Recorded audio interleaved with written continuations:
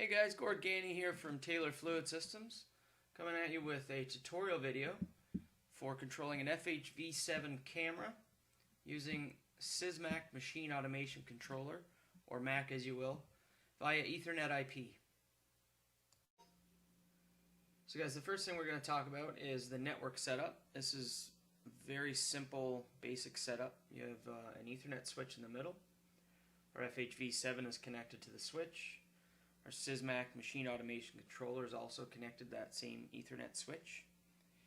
And then in order to perform all the setup, we have to have our computer connected to this switch as well.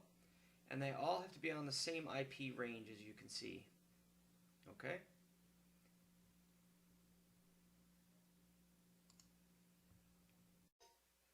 Okay guys, so the first thing we're going to do is we're going to jump right into the FHV launcher remote support tool.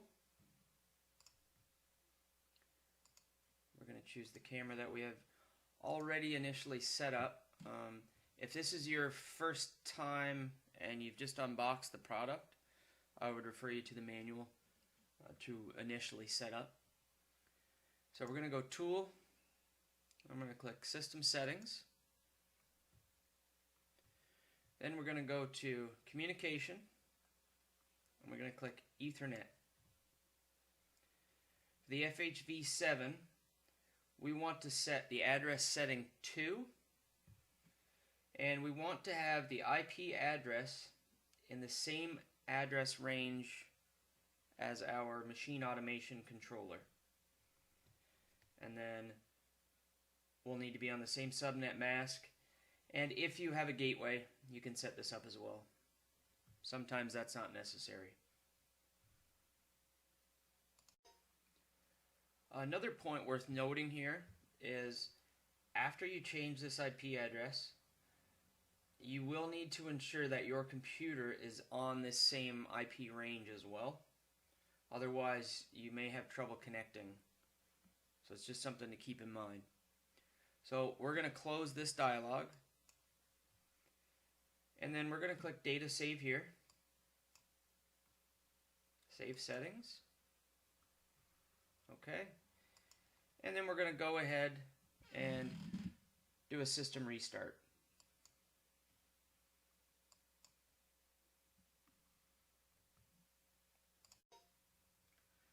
Okay guys, so my camera has rebooted and I have went ahead and restarted my FHV7 remote support tool. So now what we're going to do is we're going to go ahead and set up the field bus type. So again, we're going to go to Tool, then System Settings.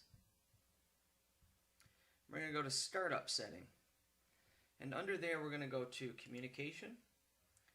And down here you can see we have field bus. So mine is already set up for Ethernet IP. Likely if you get this and you just unbox it, it's going to be set to off. Or maybe you have the EtherCAT module. But we're going to go ahead and select Ethernet IP.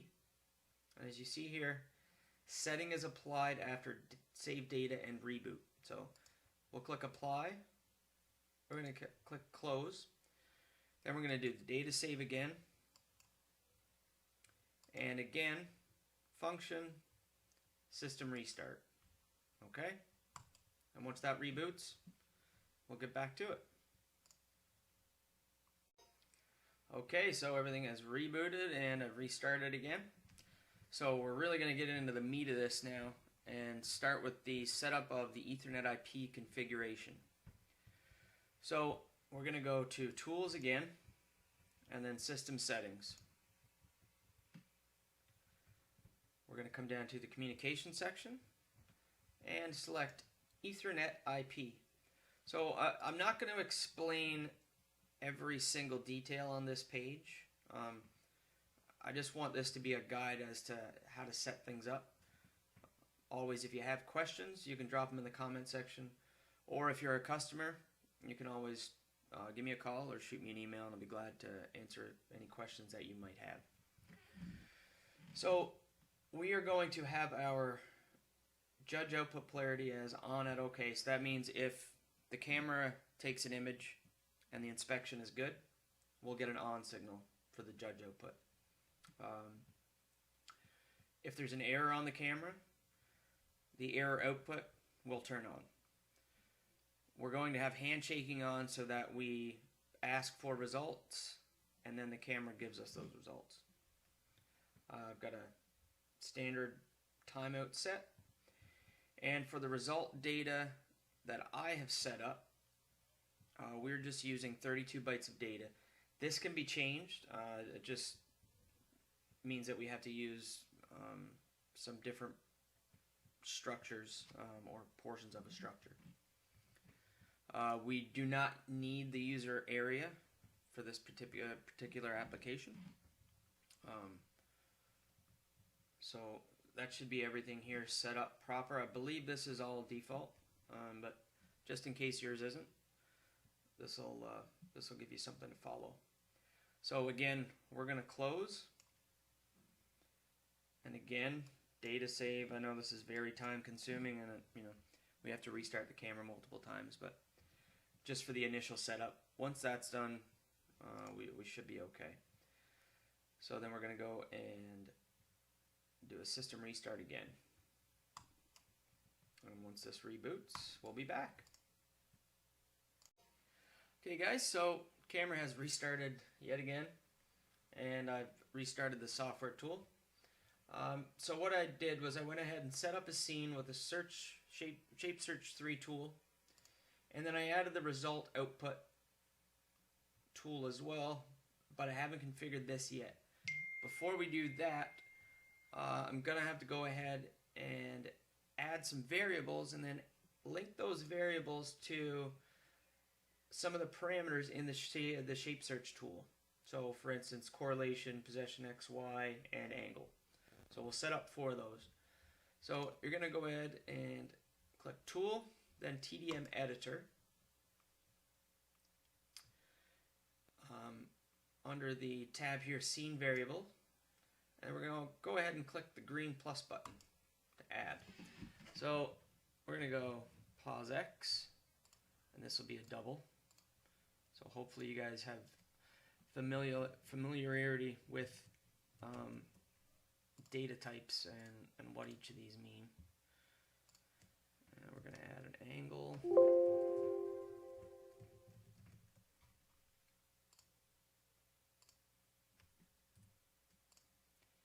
And last but not least, we'll add correlation.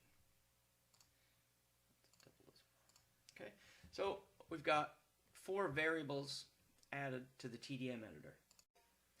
Okay, so we can go ahead and go back to the edit flow.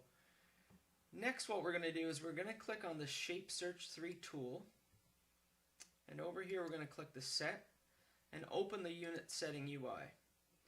So what we want to do here is make sure that this variable assignment is clicked. That way we can actually assign the variables that we set up, the output parameters, in the TDM editor. So first we see here we have correlation.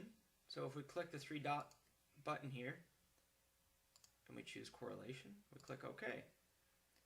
Position X, pause X, position Y, pause Y, and angle. So now we have our variables set to output parameters from the Shape Search Tool 3. Click OK, and then we can close the TDM editor. So this portion is complete. Okay, so the next step here is to set up the actual result output tool. So if we just click here to open this tool,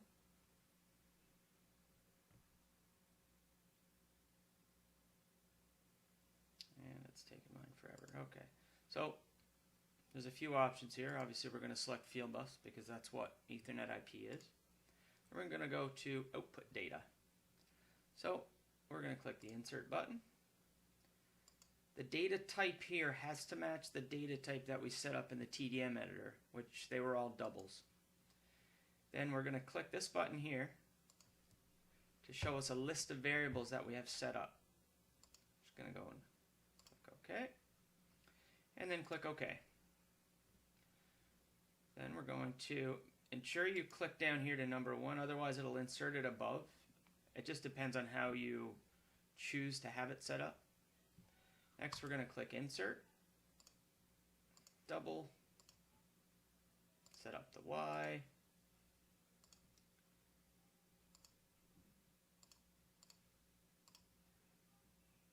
set the angle, and you can see here what that did, right? So we got,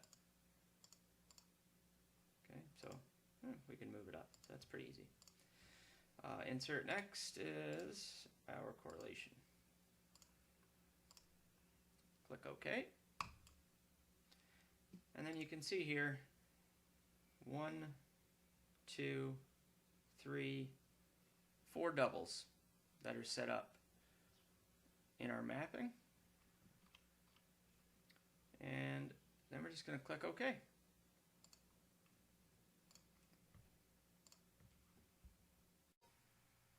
Okay, so now that we have everything set up on the camera side, we're going to switch gears and move over to Sysmax Studio and set up this side of things. So first you're going to need to go and create a new project using whichever Mac you have. For this example, I'm using an NJ301. So we're going to go into Configurations and Setup, Controller Setup, and then double-click the built-in Ethernet IP port settings. So this IP address has to be in the same range as our camera in order to communicate. So I don't know if you noticed, but this 250 range isn't the range that the camera was in that I had set up. So let's go back over here just to revisit. System settings and Ethernet normal UDP. And the way the software works with an FHV7, the address setting 2 is always the Ethernet IP port setting for the FHV7. So we're in the 192.168.1.1 to 256 range, or 255, sorry. So I know that I previously had set up my PLC as 1.3, which is in that range. Okay? Okay, so the next thing we have to do is go and create some global variables. And global variables can be accessed by a device outside of the Mac. All Ethernet IP tags have to be created as global variables. So let's just close this so we can start. Under Programming, Data, Global Variables, click in here, and we are going to create a new variable by right-clicking and click Create New. Okay? So something that describes the function. So let's say from FHV7. Okay, and the data type that we're going to use is a DT from FHV7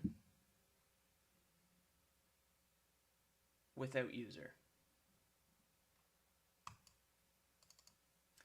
So the reason I'm choosing this is because we chose in here to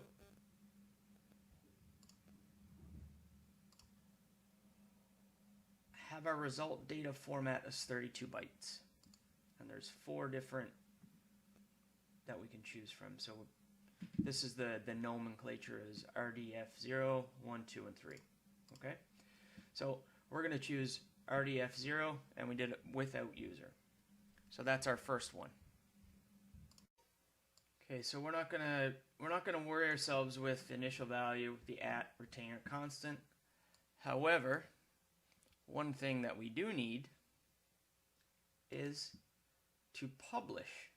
And because this variable is coming from the camera into the Mac, it needs to be published to input.